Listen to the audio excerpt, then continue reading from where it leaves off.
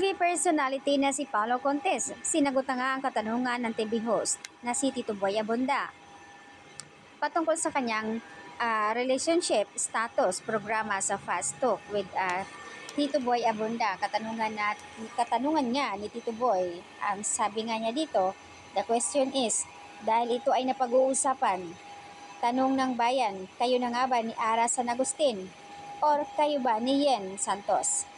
Will you talk or will you dare? Sagot naman ni Paolo Contes na talk. Yes, kami pa ni Yen. At ang paliwanag naman ni Paolo Contes na sinasabi niya, alam mo yung kumakalat sa amin ni Ara, it's an edited video of a portion in Itbulaga and it was the malicious edited. It's a love. Sakit sa triangle ni Ara. Ako, tsaka ni Kende, play by Bitong, and they just keep on posting the Ara side of it.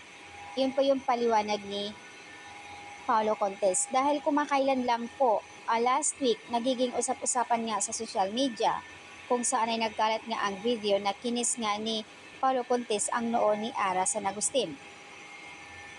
Kaya naman sinagot na nga ni Paolo Contes kung may namamagitan nga ba sa kanilang dalawa ni Ara San Agustin.